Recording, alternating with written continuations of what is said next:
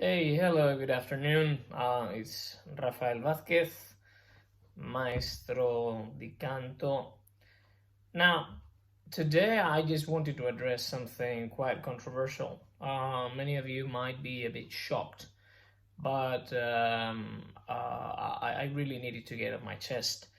I have received quite a few, I wouldn't say critics, but quite a few comments on my last video regarding Alfredo Kraus and how he was a very bad teacher. And I still defend he was a very bad teacher. Now, he was a great singer. Yes, for some people, he was a great singer. And he was a very unique singer. That's for sure. He was a very unique singer. But he was a terrible, terrible teacher. And why do I say that? Well, as I posted, on that video, we see how he basically humiliates a poor student in front of an audience. That's the worst thing you can do with a teacher. Being that in an open master class or being on a one-to-one singing lesson. But further than that, Kraus basically adapted his technique or his approach as he aged.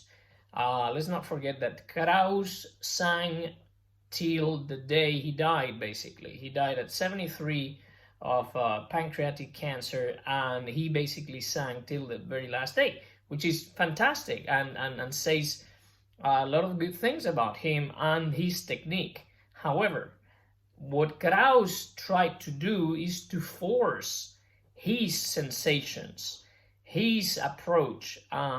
He tried to sell that as the universal truth, whilst in fact what he was using is something very close to every other technique, and that includes the Meloki approach with open and cover sounds, but tainting that color with that nasality, without explaining what came before that nasality.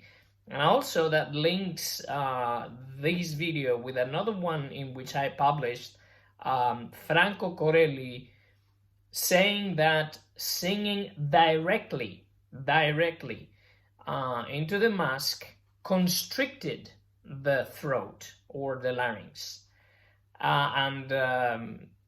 So to illustrate this, I could play, and I will once I edit this video, how especially at the end of his career we noticed when Kraus is singing open and when he's covering, and at the same time he's driving his voice through basically, what he called the mask, but it was his nose, because he could do it, but many people cannot do it. That's the thing. And because he believed this was the universal truth, he wrecked many voices. And then you could say, if he believed that this was the universal truth, that this was the only technique, why didn't he have an army of students? Because he barely had, many successful students. I've heard about 2 or 3 people talked about Gregory Kundi, then they talked about Antonio Gandia, and I had to say, okay, well, maybe Kundi, followed Kraus' steps, but then he wrecked his voice and he had to start from the very beginning, actually. And especially in his comeback, when you see that he approached a much heavier repertoire, once again you can hear in his voice that he's using the same approach. And by using the same approach, I mean opening and covering the sound in a mechanical maneuver. And as Corelli explained, the nasality of the sound, it's a color that is made by basically driving the air, but not driving the voice. Okay, so there is a big difference. if you do not approach the development of your voice through, you know, how could I say, certain mechanisms, or you develop your voice and then you can color it, you will never know how to sing. And that's the thing with Alfredo Kraus. You never knew. He only basically said that everything had to be in the mask, and that the as I remember, because I attended one of his masterclasses in Rome, and he said that you know, the doesn't exist in singing, that it was and that's where you had to go the whole time. That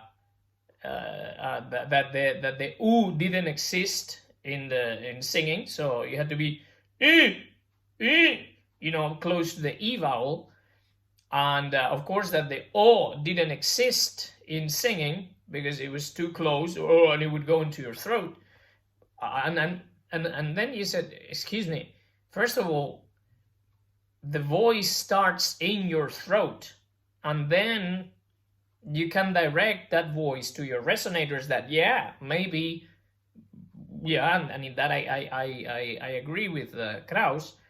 They could well be in your nasal cavities or those sinuses and all that. But the voice doesn't originate there. It's impossible. And you're confusing your students by telling them that. So if we start, for example, if we start with Pourquoi me réveiller, that was one of those pieces that made Kraus so famous.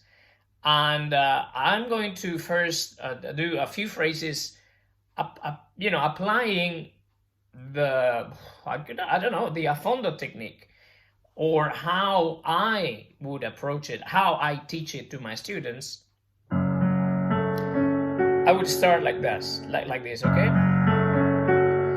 Pourquoi me réveiller? Now, what have I done on that F sharp? I have simply covered that sound. Why? I could perfectly have left it open and it would sound something like that. Pourquoi me réveiller? And hear the tension and the stress on my voice right there. I almost cracked it. I will repeat, you know. Pourquoi me réveiller? Now I had to apply a bit more of effort or energy. That is dangerous. And even Pavarotti used to say that. So what do? I cover the sound. Do I darken the sound? Not necessarily. What would Kraus do? Well, he would say that he was not covering, or he was not doing anything as such. And when he was younger, he would sound something like that.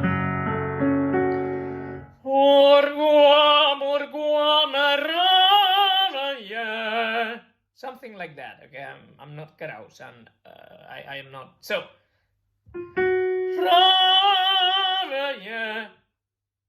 to tell you the truth, that is, for me, that's putting a lot of stress on my I don't know, my larynx or my vocal folds, whatever you want to call it. Whilst if I just simply cover a sound, I feel as if I could be here for 24 hours. Yes, you might say, okay, yeah, Raf, you've been doing this for 20 odd years, 30 years, so this is second nature to you. Yeah, but if you listen to Kraus, at the end of his career, he's doing this, but adding the the nasal sound. So it would be something like that.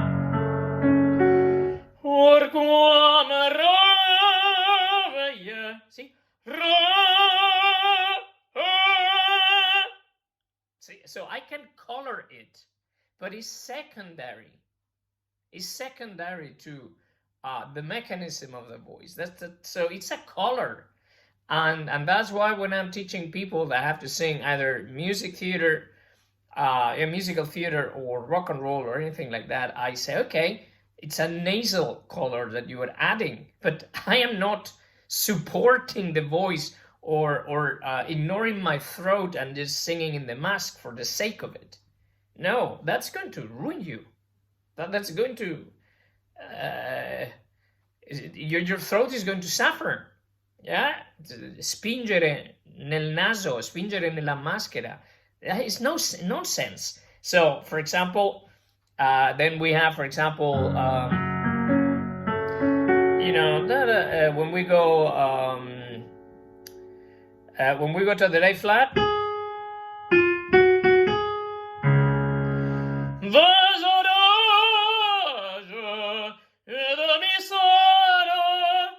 Again, with that A flat, if I just drive it through my nose,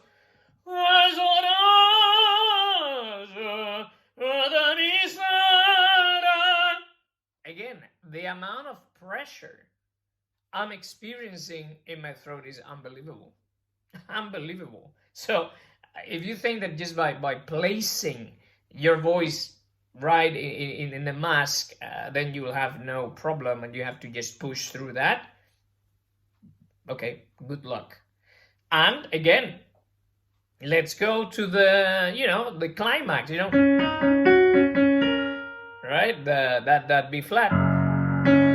So what I'm going to do is maybe I will leave this F sharp open, and then I will open cover the A flat, right? So I would go. And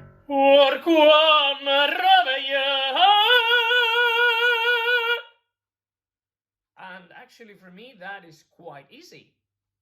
And if you see Kraus singing this, his mouth, that's why they call him the eagle, his mouth is totally distorted with a shape, that I would say, wow, the amount of tension there must be in his jaw, and that's very, very much apparent when he was older.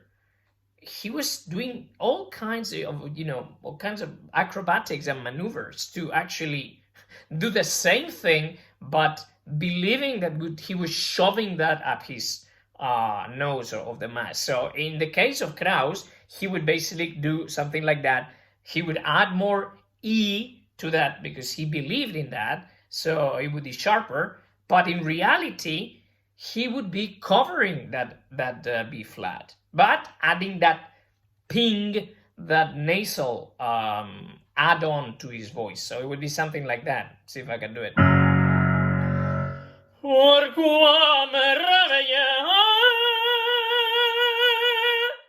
See?